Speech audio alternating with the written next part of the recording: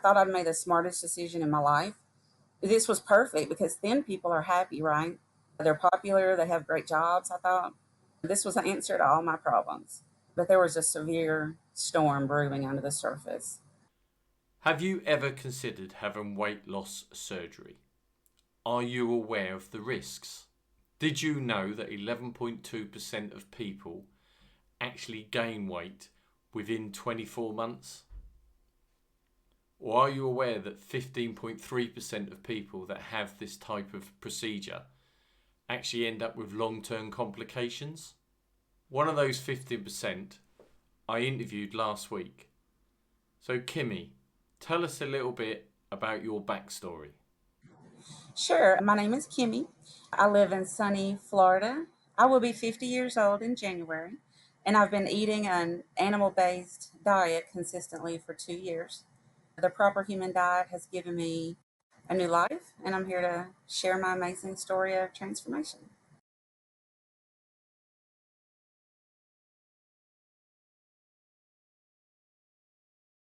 About 20 years ago, I found myself at a state fair with my then husband, his sister. I remember being about 330 pounds at the time, and one of the fair attractions that caught my eye is called the Scrambler. It's this carnival ride that resembles a spider twisting and turning. As a teenager, I loved that ride. I mustered up the courage to give it a try. I vividly recall trying to suck in my stomach as the attendant tried to secure the restraint, only to be told I wouldn't fit, I wasn't fitting, and to get off the ride. Walking back to my waiting family was one of the most difficult moments for me. It directly affected my self esteem. I felt fat shamed because there were people still in line pointing fingers and giggling. It was it was emotional. Well, I walked up to my sister-in-law and I told her I'm having gastric bypass surgery.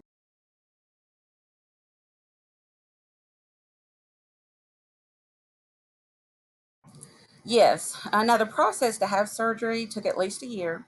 I can't remember the whole timeline. That was in 2005 or 2004 when I was going through the process. I had to go through a 6 month medically supervised diet. Each month, the doctor reduced my calories until I was down to below 1200. He knew full well that I was not restricting myself to 1200 calories. I just told him I was, and he wrote it down that I was adhering to the plan, but still not really losing much. So that was part of the reason why I needed surgery in his notes. That's what he told my insurance company. So I had to have a lot of tests leading up to surgery, my breathing, my heart, all sorts of tests. It was expensive just to get approved.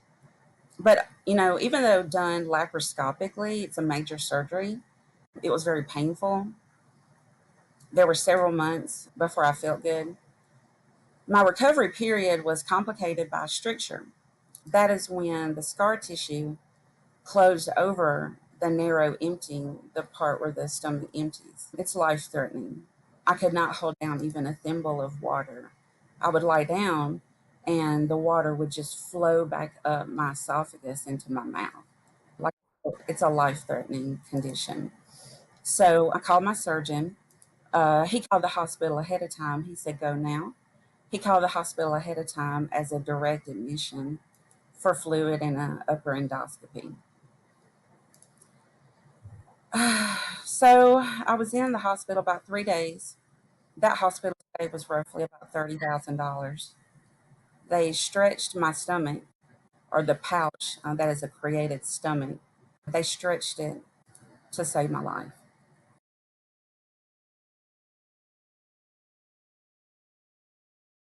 Well, I had R and Y gastric bypass, and they do close off and they don't remove it, but move to the side and then create a pouch that becomes your stomach. Yes, the whole process to get approved was methodical, a little tedious, but not difficult. I wanted to circle around, though, to the fact that the surgeon's office was well versed in getting insurance to approve the surgery for their patients. And It's not always completely truthful. The doctor that was doing my medical supervised diet, the surgeon to perform my surgery, the test that I went through. My point that I definitely want to make is the industry for gastric bypass or all weight loss surgeries is definitely money driven. It is not the benefit of the patient is not their priority. Well, the first maybe 2 years, I call it a honeymoon phase. After the stricture was corrected, weight was melting off of me. I felt energy from the ketones, because I was basically starving. I was in ketosis.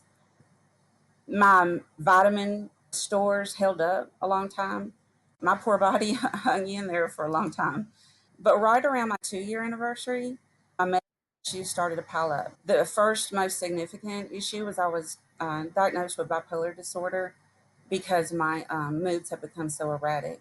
So I was looking vibrant then, smiling. I thought I'd made the smartest decision in my life. This was perfect because thin people are happy, right? They're popular, they have great jobs. I thought this was the answer to all my problems. But there was a severe storm brewing under the surface.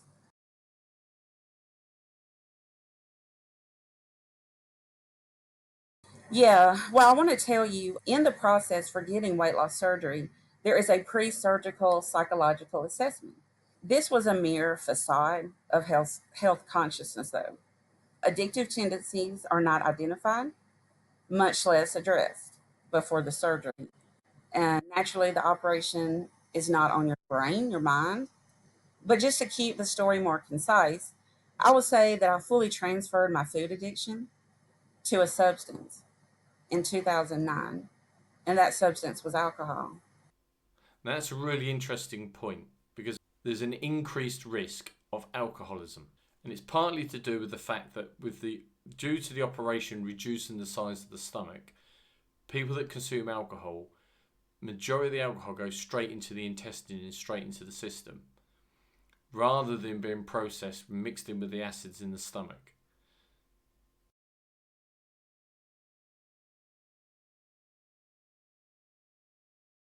Yes, I was addicted to sugar, still am addicted to sugar.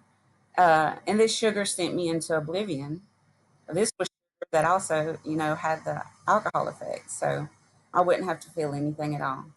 And I would drink then heavily for a good majority of the next 14 years. It was a disaster.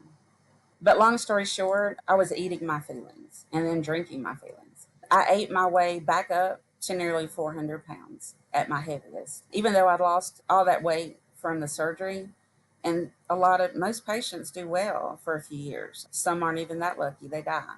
Some just suffer in various ways from different medical conditions for the rest of their life. But the alcohol combined with the carby soft foods that felt good in that pouch that was created, that was very picky about foods. The calorie wine and the carby foods put every pound back on me that I had lost through surgery, plus another 30.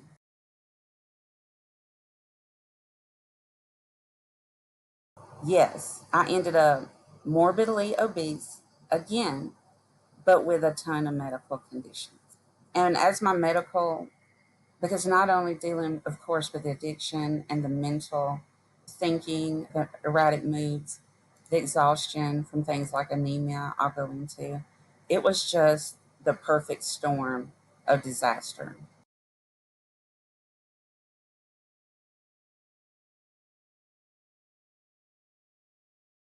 It took a long time. I drank heavily and was miserable and in the trap of addiction cycles. I might stop for a short period of time and feel a little bit better, but the medical conditions and the food I was eating made everything worse emotionally.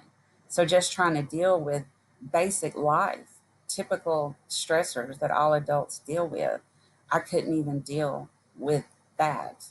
Well, physically, my vitamin and mineral stores were falling fast. The supplements I was supposed to take aggravated that creative pouch, the or made me vomit. To this day, I have to take my supplements by either injection, sublingual, a nasal spray, liquid, maybe a capsule. I can't take any extended release or coated tablets.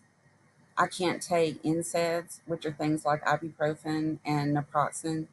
I will be on supplements for the rest of my life. For example, the part of my stomach that absorbs B12 is bypassed. So I can only get that by injection, nasal spray, or sublingual.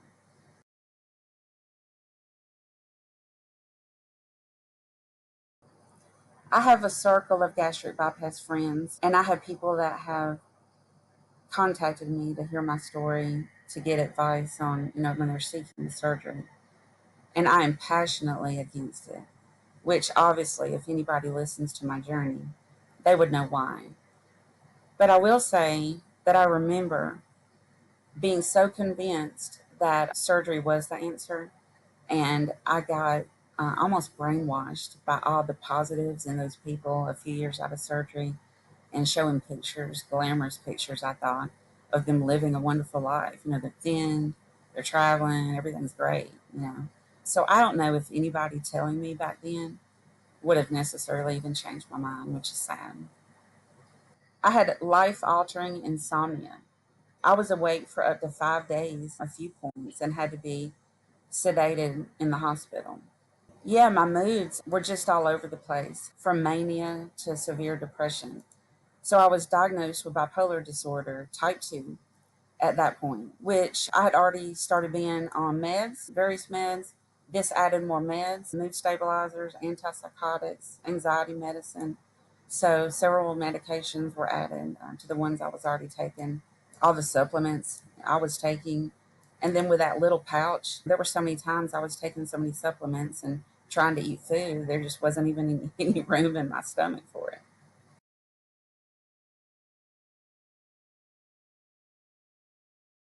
Okay, so a few years ago, I discovered a Facebook group exclusively created to support people like me that have transferred an addiction after a weight loss surgery.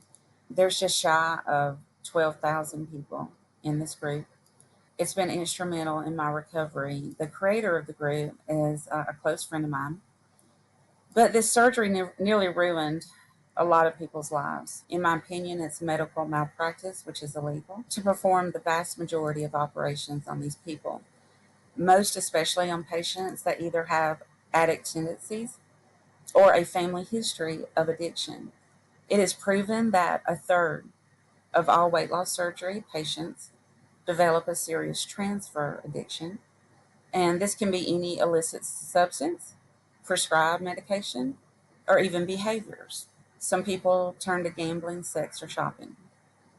I will say that there was a precursor that should have been a warning sign. When I was diagnosed with bipolar disorder and prescribed anxiety medicine, I was given benzodiazepines. Now, it should have been a warning sign because I abused them almost immediately. One of my suicide attempts, I've had three. One of my suicide attempts, I took an entire bottle of 30 Clonopin and drank 3 liters of wine. Now, when I woke up at the hospital, the doctor no longer prescribed that drug, so that was the end of that. Yes, I finally didn't feel alone. I realized that this was all created when I had the gastric bypass surgery. I also found out that addiction is genetic. You can actually test a newborn infant and determine if they have the tendency to have addiction. I found out that I'm not broken, I'm sick. I have a medical disorder. But what's great is there's a treatment to manage that. Yes, well, I will say that as my health continued to deteriorate, that was so hard for me to get out of it. I was dealing with so much medically, physically, spiritually, emotionally. It was just a perfect storm of disaster, metabolic disaster, in every way a disaster. The anemia made me exhausted. I was pale as a ghost. The doctor that discovered my critically low ferritin, hematocrit, hemoglobin said they were in the tank. He said if I had any kind of accident, that had a blood loss. I'd be in a dire medical situation. The pills that they prescribed me made me vomit, made me constipated.